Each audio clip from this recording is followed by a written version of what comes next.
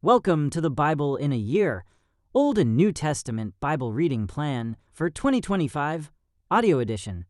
November 22nd, Ezekiel 27 and 28, James 4. Ezekiel chapter 27, the end of Tyre's glory. Then this message came to me from the Lord. Son of man, sing a funeral song for Tyre, that mighty gateway to the sea, the trading center of the world. Give Tyre this message from the sovereign Lord.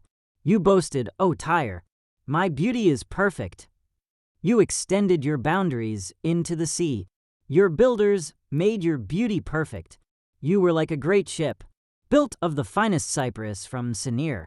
They took a cedar from Lebanon. To make a mast for you, they carved your oars from the oaks of Bashan. Your deck of pine from the coasts of Cyprus was inlaid with ivory. Your sails were made of Egypt's finest linen, and they flew as a banner above you. You stood beneath blue and purple awnings, made bright with dyes from the coasts of Elisha. Your oarsmen came from Sidon and Arvad. Your helmsmen were skilled men from Tyre itself. Wise old craftsmen from Jebel did the caulking. Ships from every land came with goods to barter for your trade. Men from distant Persia, Lydia, and Libya served in your great army. They hung their shields and helmets on your walls, giving you great honor. Men from Arvad and Helek stood on your walls. Your towers were manned by men from Gammad. Their shields hung on your walls, completing your beauty. Tarshish sent merchants to buy your wares in exchange for silver, iron, tin, and lead. Merchants from Greece, Tubal, and Meshech brought slaves and articles of bronze to trade with you. From Beth-Togarmah came riding horses, chariot horses, and mules, all in exchange for your goods. Merchants came to you from Dedan. Numerous coastlands were your captive markets. They brought payment in ivory tusks and ebony wood. Syria sent merchants to buy your rich variety of goods. They traded turquoise, purple dyes, embroidery, fine linen, and jewelry of coral and rubies. Judah and Israel traded for your wares, offering wheat from Minnith, figs, honey, olive oil, and balm. Damascus sent merchants to buy your rich variety of goods, bringing wine from Helbon and white wool from Zahar. Greeks from Uzal came to trade for your merchandise. Wrought iron, cassia, and fragrant calamus were bartered for your wares. Dedan sent merchants to trade their expensive saddle blankets with you.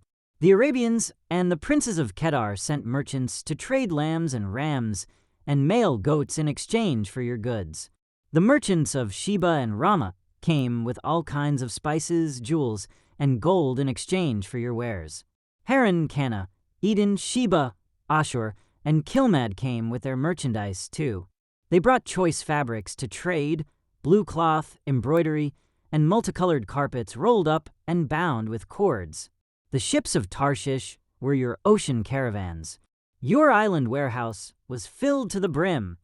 The destruction of Tyre. But look, your oarsmen have taken you into stormy seas. A mighty eastern gale has wrecked you in the heart of the sea. Everything is lost. Your riches and wares, your sailors and pilots, your shipbuilders, merchants, and warriors. On the day of your ruin, everyone on board sinks into the depths of the sea. Your cities by the sea tremble as your pilots cry out in terror. All the oarsmen abandon their ships. The sailors and pilots stand on the shore. They cry aloud over you and weep bitterly. They throw dust on their heads and roll in ashes. They shave their heads in grief for you and dress themselves in burlap. They weep for you with bitter anguish and deep mourning. As they wail and mourn over you, they sing this sad funeral song. Was there ever such a city as Tyre, now silent at the bottom of the sea? The merchandise you traded satisfied the desires of many nations. Kings at the ends of the earth were enriched by your trade. Now you are a wrecked ship, broken at the bottom of the sea. All your merchandise and crew have gone down with you. All who live along the coastlands are appalled at your terrible fate. Their kings are filled with horror and look on with twisted faces. The merchants among the nations shake their heads at the sight of you, for you have come to a horrible end.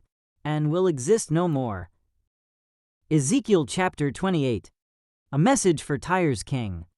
Then this message came to me from the Lord. Son of man, give the prince of Tyre this message from the sovereign Lord. In your great pride you claim, I am a god. I sit on a divine throne in the heart of the sea. But you are only a man and not a god, though you boast that you are a god. You regard yourself as wiser than Daniel, and think no secret is hidden from you.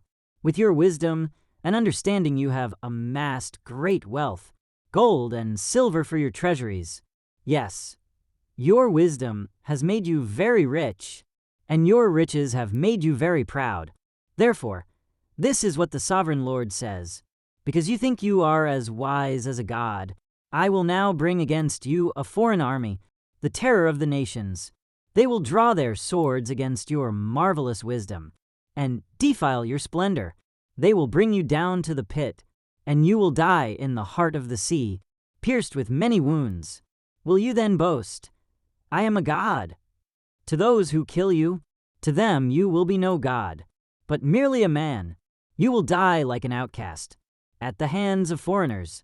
I, the sovereign Lord, have spoken. Then this further message came to me from the Lord. 12, Son of man, sing this funeral song for the king of Tyre.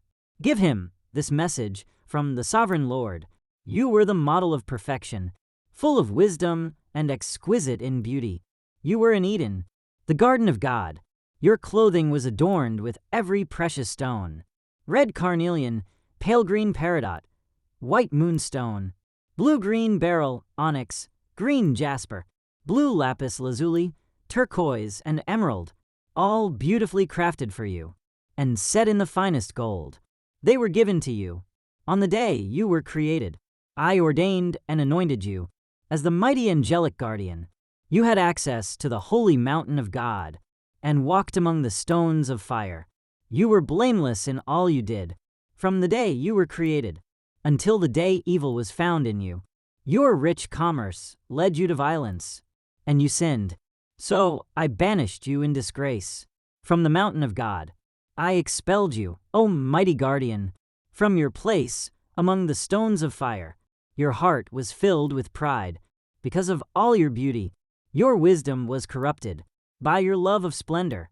So I threw you to the ground and exposed you to the curious gaze of kings.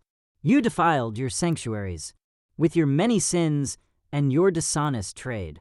So I brought fire out from within you, and it consumed you. I reduced you to ashes on the ground, in the sight of all who were watching. All who knew you are appalled at your fate. You have come to a terrible end, and you will exist no more. A message for Sidon. Then another message came to me from the Lord. Son of man, turn and face the city of Sidon and prophesy against it. Give the people of Sidon this message from the sovereign Lord. I am your enemy, O Sidon, and I will reveal my glory by what I do to you. When I bring judgment against you and reveal my holiness among you, everyone watching will know that I am the Lord. I will send a plague against you, and blood will be spilled in your streets. The attack will come from every direction, and your people will lie slaughtered within your walls. Then everyone will know that I am the Lord. No longer will Israel's scornful neighbors prick and tear at her like briars and thorns, for then they will know that I am the sovereign Lord. Restoration for Israel. This is what the sovereign Lord says. The people of Israel will again live in their own land, the land I gave my servant Jacob. For I will gather them from the distant lands where I have scattered them. I will reveal to the nations of the world my holiness among my people. They will live safely in Israel and build homes and plant vineyards. And when I punish the neighboring nations that treated them with contempt, they will know that I am the Lord their God. James chapter 4. Drawing close to God. What is causing the quarrels and fights among you? Don't they come from the evil desires at war within you? You want what you don't have, so you scheme and kill to get it. You are jealous of what others have, but you can't get it, so you fight and wage war to take it away from them. Yet you don't have what you want because you don't ask God for it. And even when you ask, you don't get it because your motives are all wrong. You want only what will give you pleasure. You adulterers! Don't you realize that friendship with the world makes you an enemy of God? I say it again. If you want to be a friend of the world, you make yourself an enemy of God. Do you think the scriptures have no meaning? They say that God is passionate, that the Spirit He has placed within us should be faithful to Him, and He gives grace generously. As the scriptures say, God opposes the proud, but gives grace to the humble. So humble yourselves before God. Resist the devil, and he will flee from you. Come close to God, and God will come close to you. Wash your hands, you sinners. Purify your hearts, for your loyalty is divided between God and the world. Let there be tears for what you have done. Let there be sorrow and deep grief. Let there be sadness instead of laughter, and gloom instead of joy. Humble yourselves before the Lord, and He will lift you up in honor. Warning against judging others. Don't speak evil against each other. Dear brothers and sisters, if you criticize and judge each other, then you are criticizing and judging God's law. But your job is to obey the law, not to judge whether it applies to you. God alone, who gave the law, is the judge. He alone has the power to save or to destroy. So, what right do you have to judge your neighbor? Warning about self-confidence. Look here, you who say, today or tomorrow, we are going to a certain town, and will stay there a year. We will do business there and make a profit. How do you know what your life will be like tomorrow? Your life is like the morning fog. It's here a little while, then it's gone. What you ought to say is, if the Lord wants us to, we will live and do this or that. Otherwise, you are boasting about your own pretentious plans, and all such boasting is evil. Remember, it is sin to know what you ought to do and then not do it. Thank you for joining as we read through the Bible in 1 year. This has been day 326.